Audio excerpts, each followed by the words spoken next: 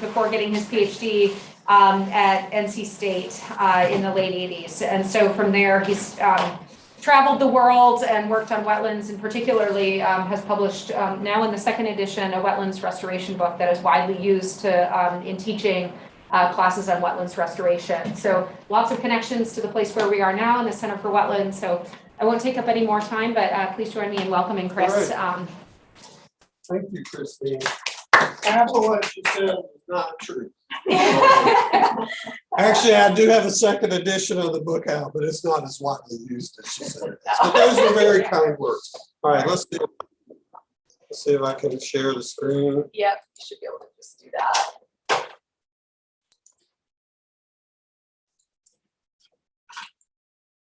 All right, I think I'm at that one. Oh, there we go. All right, I talked a little bit about this to Christine's students this morning, but I appreciate you inviting me down here, and it's great to meet students that I've met before, but some of the new ones and the new faculty as well.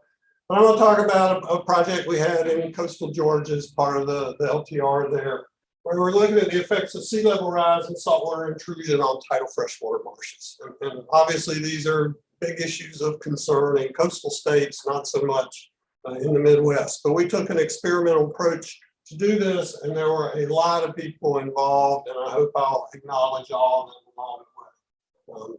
Tidal fresh marshes, they're not that common. They're really kind of underrepresented on the landscape. Really, you only find them on larger rivers where there's enough freshwater flow coming down the river. The tides penetrate inland twice a day, but the big freshwater discharge keeps the salt water at bay.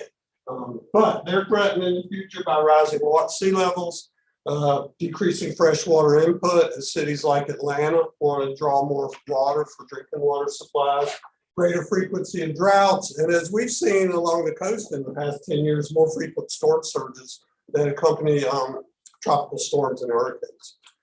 So there are a number of general research questions, but I'm going to try to show a little bit of data that addresses these. But you know, you can think of saltwater intrusion as it's a type of disturbance.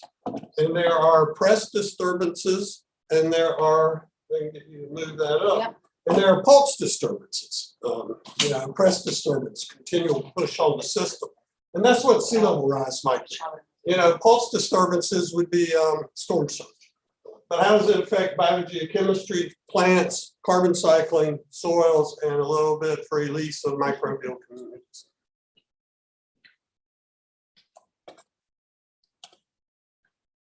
All right, we actually put together a conceptual model before we started the experiment to sort of make predictions about what we thought would change. And so, and I'm going to come back to this at the end of the talk, so I want to go through this in a little bit of detail. But the idea is that either rising sea level or reduced freshwater inflow is going to lead to an increase in surface water and pore water salinity. And we focus on pore water salinity because that's what the plant roots are seeing or what they're exposed to. And we made predictions about things that would change on rapid timescales, intermediate timescales, or longer timescales. And we broke it down into plant effects, soil effects, and fauna. And I have to admit, we really kind of haven't done a good job here, and we probably should have gotten Christine more involved in this project. We have more to say. But initially, we think there'll be a physiological response by the plants. They're going to start getting stressed, and you're going to see reduced photosynthesis. So the pluses represent an increase, the negatives represent a decrease. That's going to lead to reduced primary production. These kind of effects will occur, this will occur relatively quickly. This takes a little bit longer. On the soil microbial side, we expect to see an increase in sulfate reduction and a concurrent increase in decomposition of organic matter and greater nitrogen mineralization. The combination of reduced primary production and increased decomposition, we hypothesized, would lead to a decline in soil organic matter. This would lead to a loss in soil surface elevation, and the overall long-term effects would be an inability to store nitrogen and phosphorus at the levels that they would have in the past, and reduce carbon sequestration as well. You know, over here, I'll talk a little bit about this later on, but not right now. We certainly expected to see a replacement of fresh plants with brackish species, but the duration of the study maybe was not long enough to see this in a big way. And then over here, like I said, this is pretty thin. We thought we'd see invertebrates that are able to disperse to the site increase and a shift. We didn't make a prediction about how it would change, but a shift in fauna community composition. All right, I'll show some nice photos of the experiment in just a minute, but our press treatment was to try to continuously, or over 4 to 5 days a week, dose plots to try to raise Porewater salinity to about 2 to 5 parts per thousand, from fresh to oligocene. And this was to simulate the long-term effects of seawater. We had a separate set of plots where in the fall months, we dosed them to simulate periods of low flow. So we dosed these in September and October. And it's difficult to pick these dates because you could have a tropical storm or hurricane this time. But the idea here was to sort of simulate drought or low river flow. All right, we're adding extra water to the plots. So we had about 3 different types of control treatments. We added just fresh river water only, to say maybe the extra water that we're adding is having an effect. So I see this as a type of control in a lot of ways. And then we had 2 control plot treatments where we didn't add any water to. One had siding because you need to have siding around the plots so that when you dose them, it holds the water in, allows it to infiltrate. And I will say we dosed at low tide. And I'll talk a little bit about tidal interaction in a minute. And then, of course, the siding could have an effect. So we also had unsided plots as well. Each treatment was replicated 6 times in the field, and the plots are 2.5 meters on the side. So we have 30 plots total. Let's go to what I would call the videotape or something like that. So you got to have a catchy name for your project. So we called ours SALTEx, Seawater Addition Long-Term Experiment. And this is a helicopter view of the site in 2014. We put in an extensive system of boardwalks. Anybody who's worked in the marsh knows that if you walk back and forth at 4 or 5 times, you trash it. So that gave us access to the plots. We had a water holding tank here where we brought seawater, and I'll show that in a minute. And we had a pump on site. And this is the Altamaha River on the left side of the slide. So that's our fresh river water. We use the pump to mix the salt water and the fresh water and use that same pump to dose a series of plots. We set the thing up between about 2012 and 2014, and we started dosing in April of 2014. All right, some infrastructure. The site is about 11 miles from the ocean. So we used a truck with a fertigation tank. We went to Meridian, where the Sapelo Island ferry goes over to the island, and we got the water from there. We fill the tank, we bring it to the site. We use gravity to deliver it to these holding tanks. That's Ellen Herbert there, large and in charge. She's really responsible for really getting a lot of infrastructure set up. We had a pump on site. Somebody mentioned, what is this young lady's name again? Sasha. Yeah, Sasha. She's here at UF now, but she was a technician on the site when we first started working. That's a younger Don Tree Smith who was instrumental in running this experiment. The pump was used to take fresh water from the river and to mix it into those big holding tanks to make the desired brackish water that we were dosing the plots with. All right, this is the siding. It only extends maybe 10 centimeters above the soil surface. And on almost all high tides, the water comes in over the siding. So these are still flooded twice a day by the astronomical tides, but we dosed at low tide to allow that water to infiltrate into the soil, which would take about 30 minutes, 30 to 40 minutes, and then the tides will roll back in. Created a little fountain with a splash plate. That's how the water is delivered to the middle of the plots.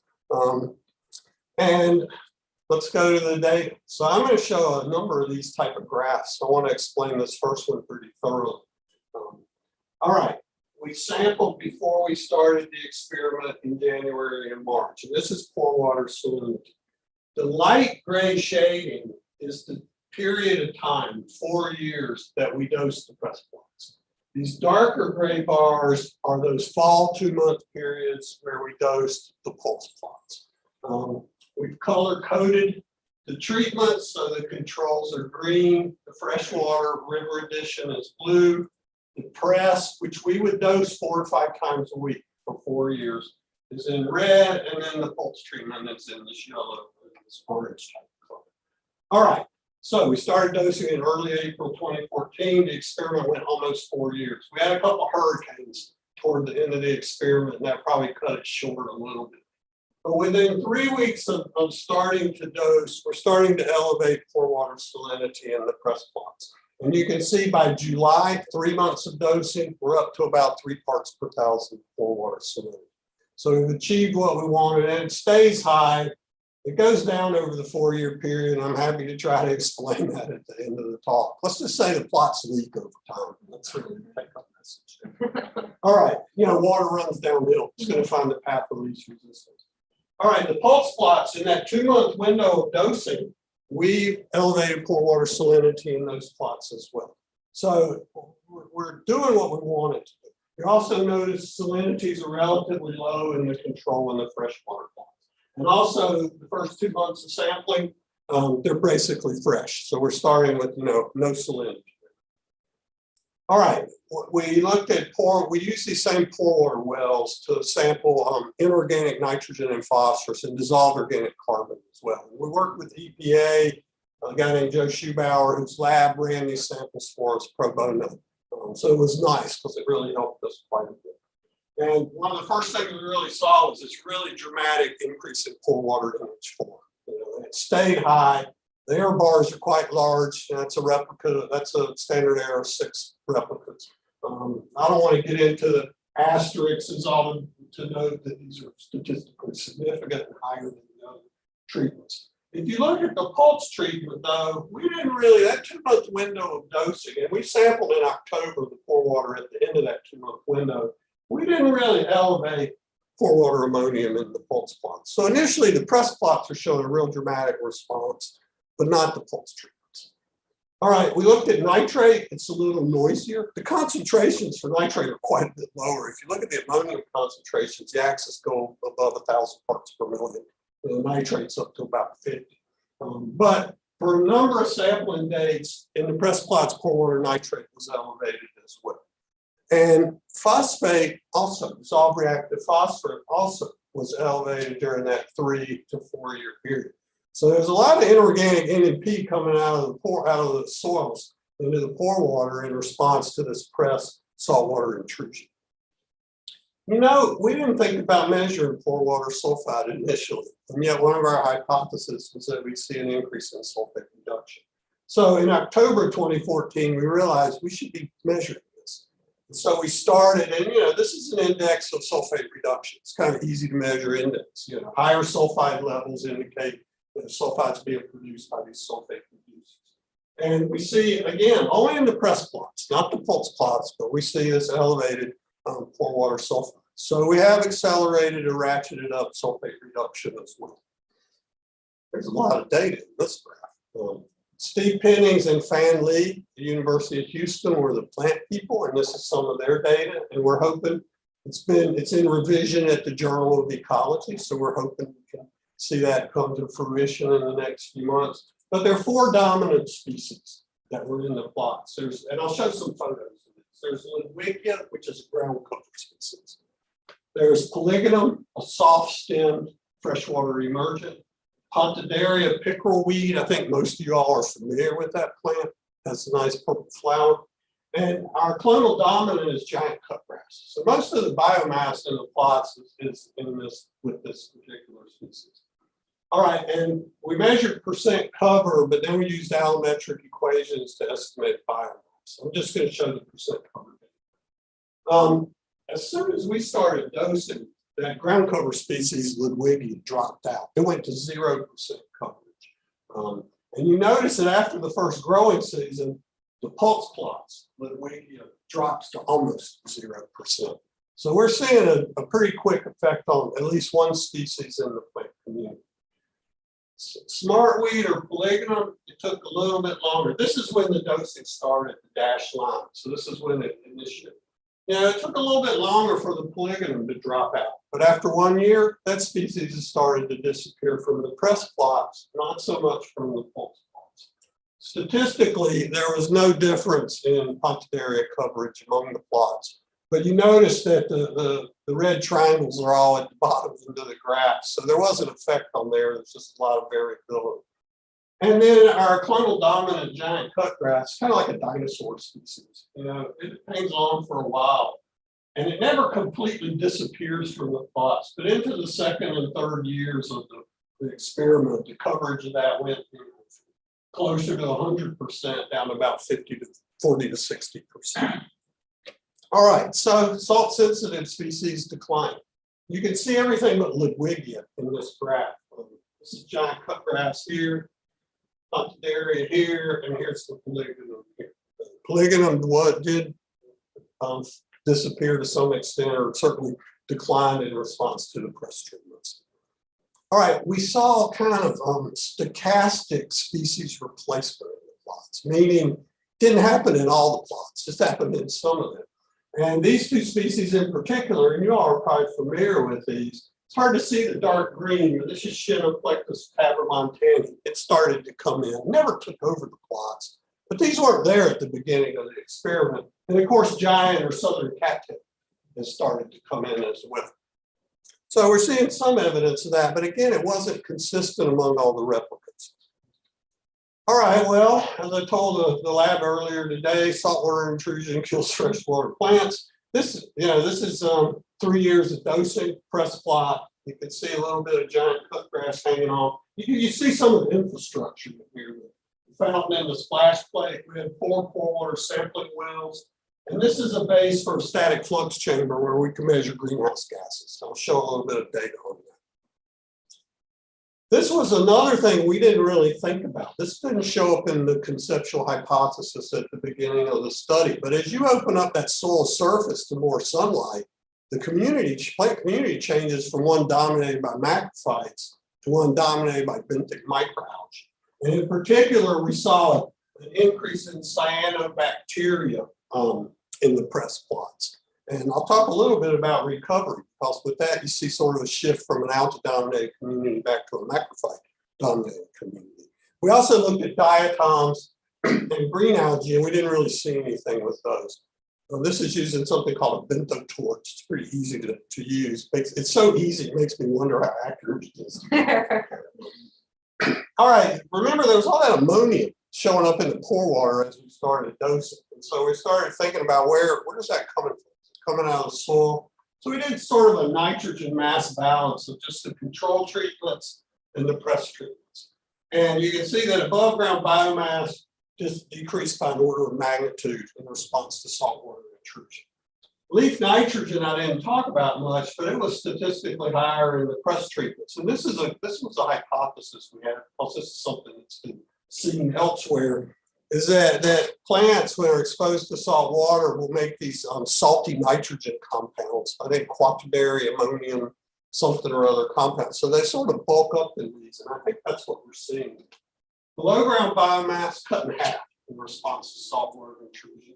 No difference in root nitrogen content between the two different treatments. But if you look at a healthy tidal freshwater marsh, 27 grams of nitrogen per meter squared is stored in the plants. You know, as you dose with salt water or brackish water and you lose that macrophyte community, the amount of nitrogen stored drops by 2 times. So that could be where a lot of the NH4 is coming from. And this is just that same graph shown again. But we think a big source of that ammonium is that the plants aren't there to sop that up. Some of that may be organic matter mineralization too. Although I'm not going to show this, but we didn't see a difference in overall decomposition between press plots and control treatments. We looked at net ecosystem exchange, ecosystem respiration, and methane coming out of the plots. This was our early static flux chamber, and we switched to one that was made out of like plexiglass later on that was a little tougher, held up better in the field. You know, this kind of data, these kind of measurements are hard to make, and there's a lot of variability. And so it's hard to really see much in this graph. But this is net ecosystem productivity, and where you have these asterisks, the press plots were really assimilating less carbon, significantly less carbon than the other treatments. And didn't see much with the pulse treatments, but you notice a lot of the red circles are located down at the bottom. So we did depress NEP. Respiration, of course, you know, you don't have the plants anymore, so you don't have much plant respiration going on as well. So respiration goes down. CO2 emissions, and these chambers, you know, are measuring soil respiration plus plant respiration because there's plants inside the chamber. And methane emissions kind of flatlined. And again, this is something this is not novel. Other people have seen this before.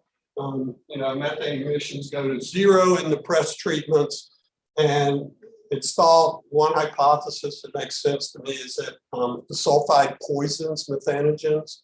But another hypothesis is when you remove the plants, you know, those plant stems are conduits for methane to the atmosphere. A lot of methane comes up through those hollow stems, and if you get rid of those, you know, you don't have that conduit anymore. So I'm not sure what the exact mechanism is, but it's probably a combination of the two. I'm a soils guy, and we put in these sedimentation erosion tables to measure change in soil surface elevation. Are they growing or are they sinking? This is very labor intensive. So we didn't put these, we put them outside the plot, and the arm comes into the plot.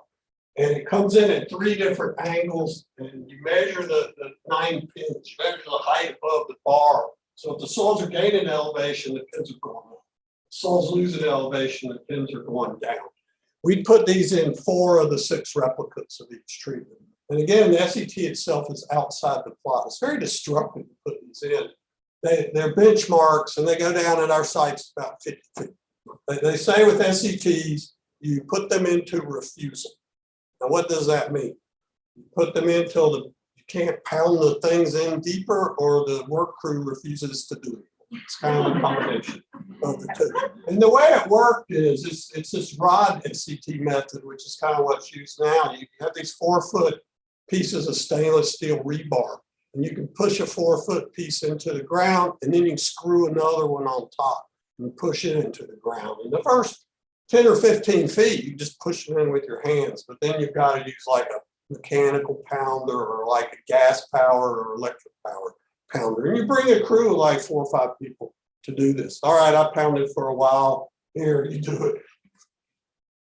So, and to me, this was in a lot of ways the most interesting data, but again, being a soils person. So we started measuring them, you know, before we started dosing. Everything at time 0, the elevation is set at 0. You notice the control and the freshwater treatments, they all gain elevation in the 4-year study, and they gain about 2 to 3 centimeters, which is not inconsiderable. In some ways, they're sort of tracking the sea level rise.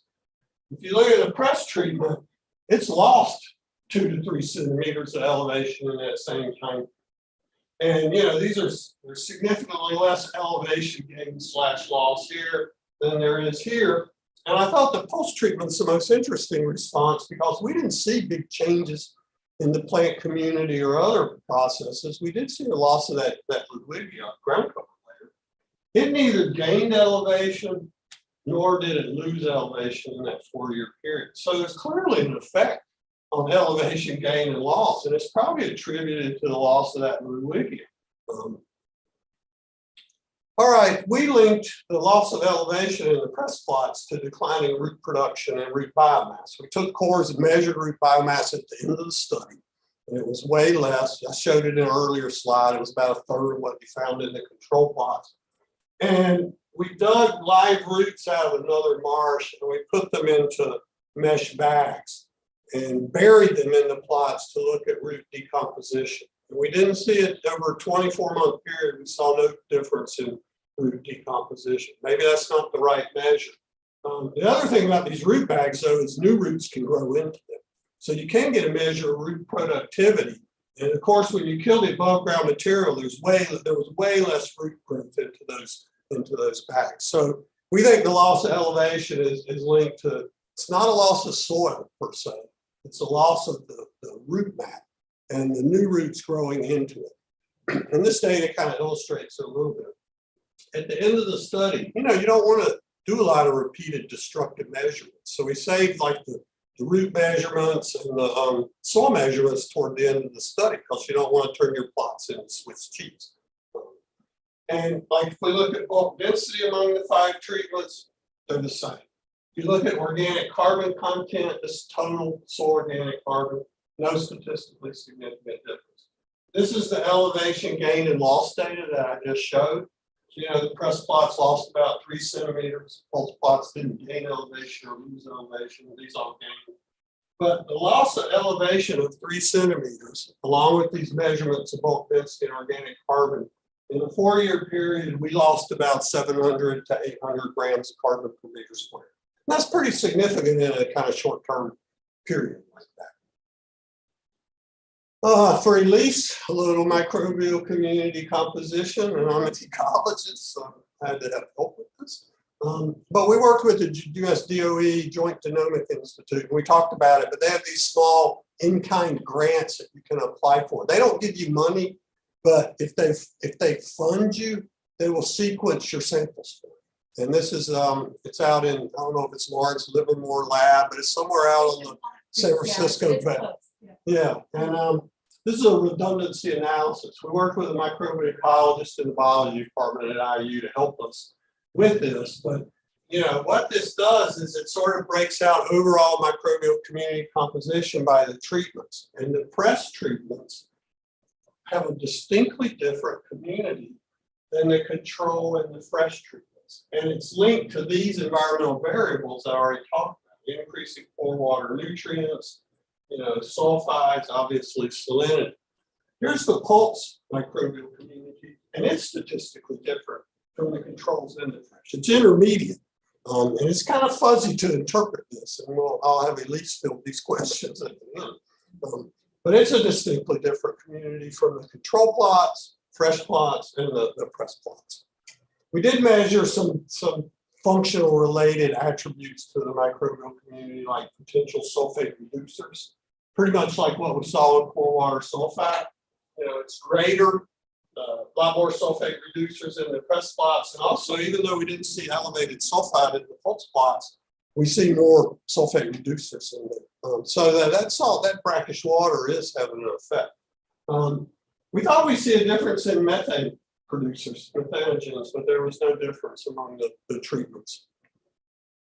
And this is a measure of alpha diversity. It's a measure of microbial diversity, and overall microbial diversity in the press plots was less. So the saltwater intrusion has not only affected the plant communities in the soils, it certainly has led to a loss of diversity in the microbial communities.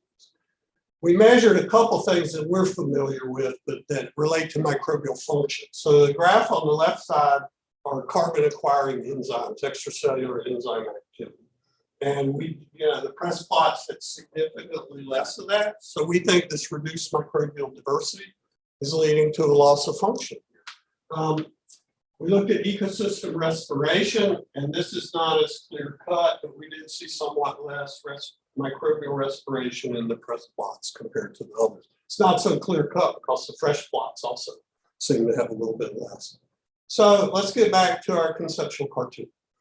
I've highlighted in yellow the hypotheses that we made and that we were correct on. It's not all.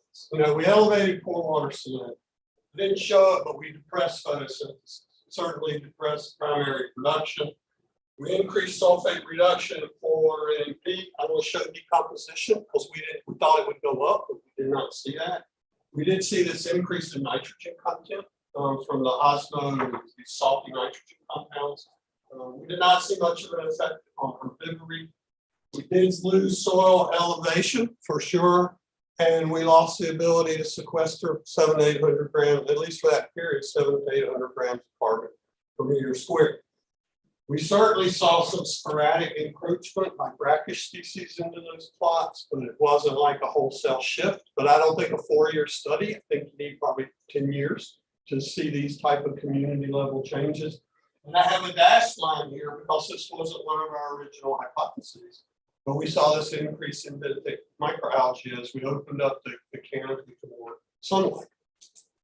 I thought that was an interesting result, a shift from a macrophyte dominated, autogenic system to an algae dominated system.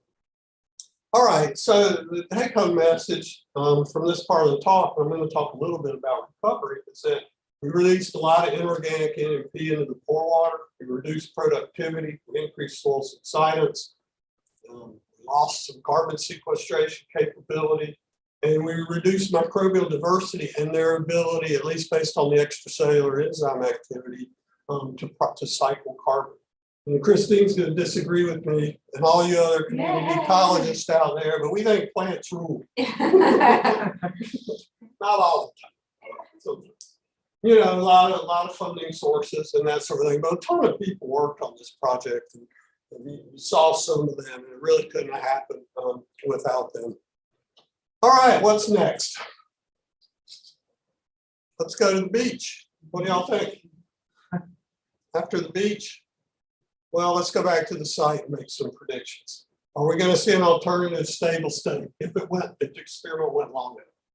Would we see marsh convert to open water as you lose that elevation and you increase flooding? You know, we're not working in a forest, but everybody here, I'm sure, has heard about ghost forests. You know, these forests that are dying everywhere. And, you know, people act like it's a new phenomenon.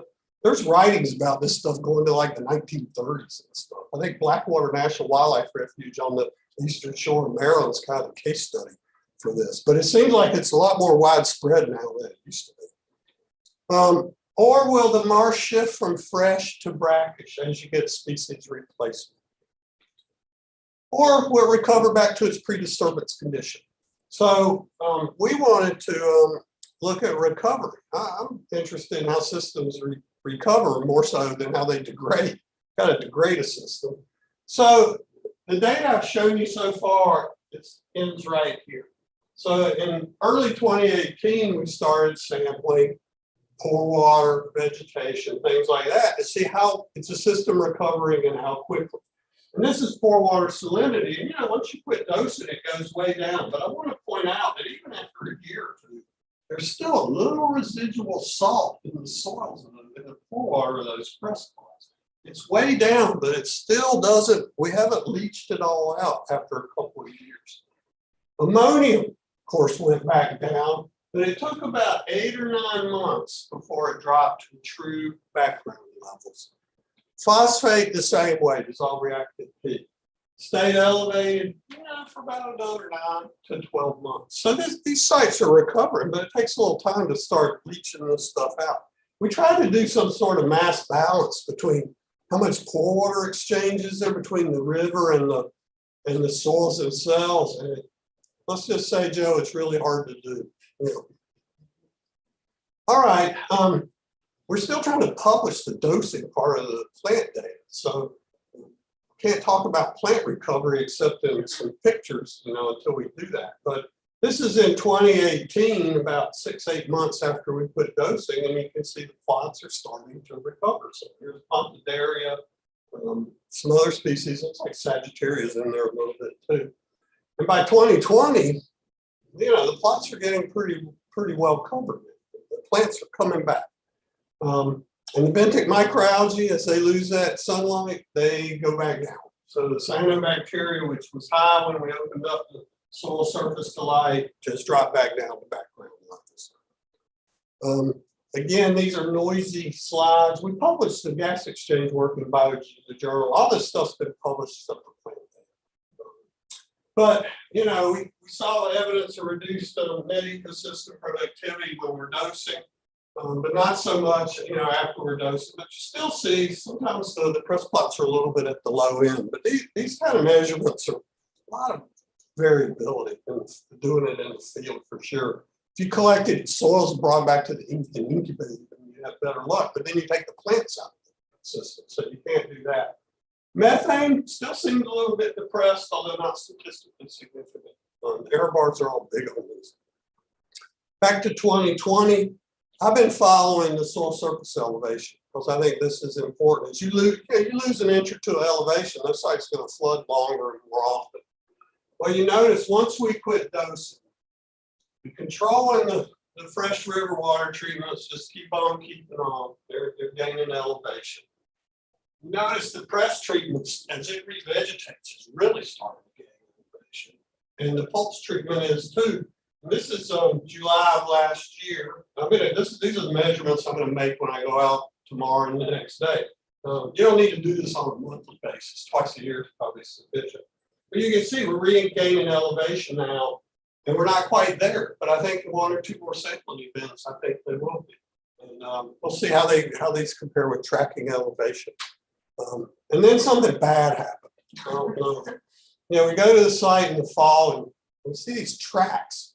They didn't go over all our plots. They went over a bunch of them. You know, they trashed some of our boardwalks, some of our infrastructure. And I think Christine's seen this because she said, who could have done this dastard?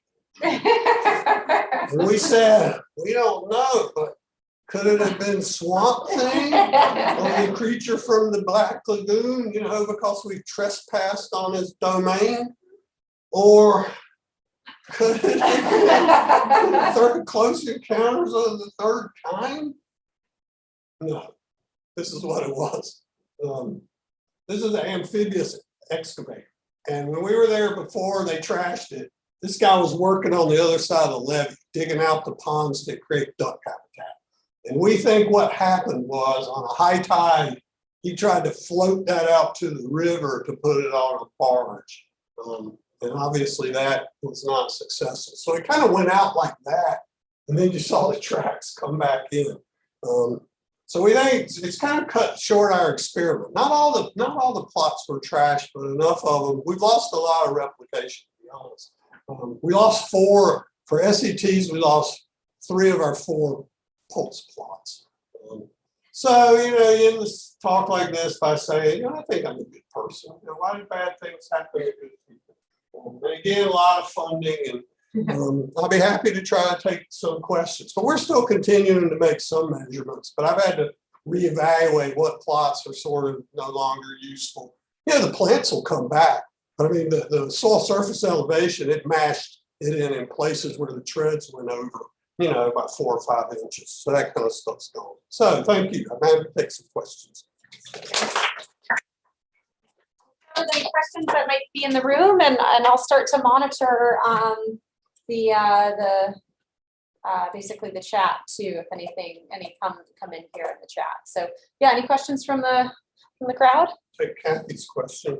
You apparently didn't do very much with food chain effects, but did you make any observations about how fauna are likely to change? But I'm thinking especially with algae. I'm going to have Christine elaborate, but we did a little bit of work with grasshoppers and fiddler crabs, but not benthic fauna or anything like that. And Christine and Steve Pennings were kind of the leaders in that. You know, one thing is the plots are so small, you couldn't do anything with fish or birds, obviously. Yeah. But, yeah, I think that there's probably some pretty profound effects on like the myofauna that we just didn't get to we didn't have the expertise on the project to do that. And in terms of the fiddler crabs, I think we had at certain periods of time shifts in the relative abundance, mostly associated with the Ludwigia, the sort of surface encrusting species the light of coming in that seemed to have an effect yeah. So too. we ended up, I think the sort of direction, it's been a little while since I looked at this, is that when you lose that sort of ground cover, the fiddler crabs come in and it seems to be capitalizing on some of the benthic algae that are there.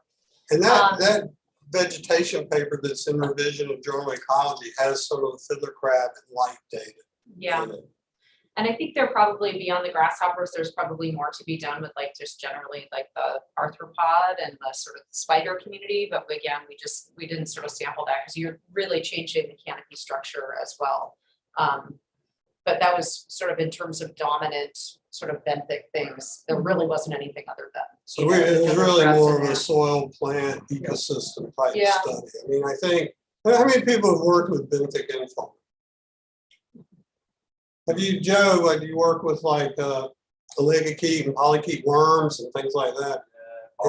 It's a lot of work. I did it 20 years ago and I got out of that business. Yeah, and infeasible if we're not going to destroy the plots too, you know, but maybe anyways, maybe at the end of the study we could have done, you take cores and you basically add some sort of dye to stain the mitochondria, and then you take them back to the lab and hand pick the stained critters out. And they're all really small. The limited work I did was nematodes, polychaetes, oligochaetes.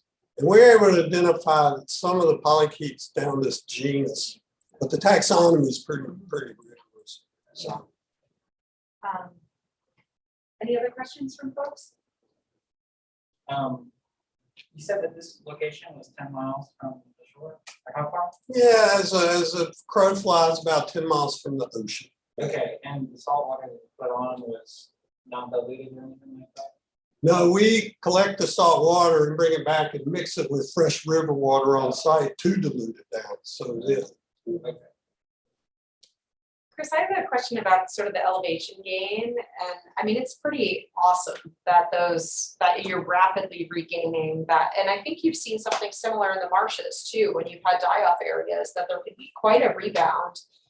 And is that mostly because of superficial proliferation of roots then, that just quickly take up that nitrogen source and just? That's what I think it's buoyant root mat. Is what's driving that, because all of you have worked in these places. That's what keeps you up. Yeah. When you're walking out there, and after you walk a path 4 or 5 times, you break that root mat and you lose and it's really more pronounced in the freshwater marshes than in the salt marshes. Salt marshes are more mineral, more sandstone and clay. Yeah. These have much higher organic matter content. Yeah. So that is my thinking. Yeah, that's just a critical mechanism. But yeah, we have one of these we have sedimentation erosion tables at all the core monitoring sites out there. And one of them about 15 years ago, I mean, we wouldn't have put these in a bare area. We found a nice vegetated area, put the SET in, and we start measuring it. And actually you put it in and then you go away for a year because you've trashed it so much. Yeah. You got to give it a year to recover, and you come back after a year and then you make your time zero measure. And so it's really only in the second year that you get your first number as to whether it's going up or down. But in 15 years ago, there was a dieback at the lighthouse, Dean Creek. And we had a dieback. I had photo. That's why you should take photographs of this kind of stuff. The dieback over a 2-year period moved through our SET plot, killed all the plants. We lost about 2 inches of elevation. And then I don't know if that was a drought, and that drought abated, and then it started raining again. And the next 2 years, the plants recolonized, and we gained those 2 inches back. In a lot of ways, like this manipulative experiment.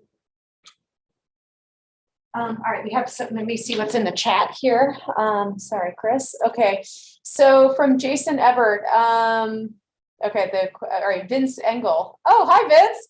Apologies if I missed this in the talk, but what was the hypothesized mechanism for the gradual decline in pore water salinity in the press pots over the course of the study? So yeah. That question always comes up. So water runs downhill. It's going to find its path of least resistance to get out of the plots. For a while, first year or so, we put mud in the corners of the plots to try to hold it in. And then we thinking like, what kind of effect is that going to have? So we quit doing it. We think just the plots became more leaky over time. That's really what we think happened. And maybe we got lazy about mudding the corners as well. How deep did the sidings go? They also went in about 6 to 8 inches. So I think maybe the siding itself was maybe 12 to 14 inches. And about half of it was pushed into the ground, and then half was, and you had to like make a trench to cut into that root mat so you could push that siding into it. So, I mean, these are the trials and tribulations of field type studies. But I think, the strength of this study, the main strength was we're one of the few people to look at press versus pulse disturbance. And we had one reviewer of our project say, well, the pulse is really the more interesting response, or more treatment.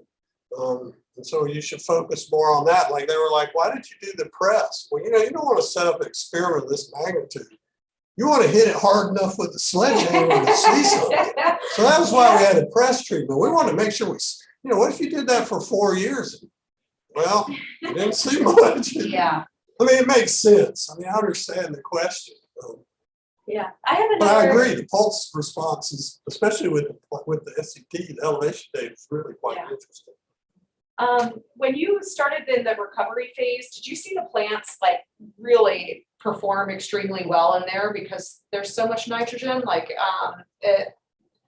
We didn't really notice. It didn't seem like they just busted out like a spring bloom. Okay. It seemed like it was a gradual. Because Okay. remember, even though that nitrogen's there, that salt's got to leach out. Yeah. Yeah, it's kind of a counteracting effect, I think. Okay. All right, so there's one coming from Britt R. Do you think that the decline in primary productivity was because of more anoxic conditions killing the roots versus the salinity? Did you measure? We soil? measured redox potential. I'm drawing a blank about, and there were treatment differences. And I think, Brent, we could refer you to the Whitney et al. Paper where that data is published. It was in Science of the Total Environment, like in 2019.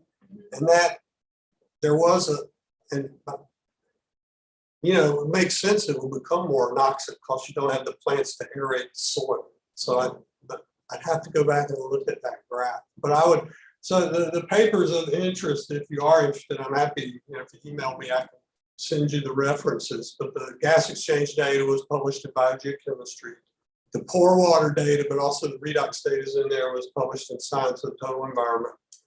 The soil elevation and the decomposition and reproduction was in ecology, like the year 2020. And we're anxiously awaiting the plant data because in a lot of ways that's the most interesting. The soil elevation is interesting, but the plant, you know, the plant response is so conspicuous. So, and it may be that you drop out one species like Ludwigia. Maybe that maybe that's what's driving the elevation change. So you can sort of say, you know, this is one species is maybe not important in terms of biomass, but you know, in terms of ecosystem properties and processes, the Ludwigia may be quite important. Yeah. So Cool. Diversity is important, right? it is. It is.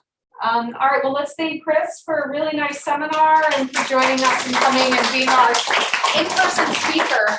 I hope you have many, many more in-person speakers. Way better for the speaker and the audience. All right, next week we'll have a talk on cyanobacteria from Dale Laughinghouse, from blooms to management. So please join us next week for that. Okay, thanks everybody.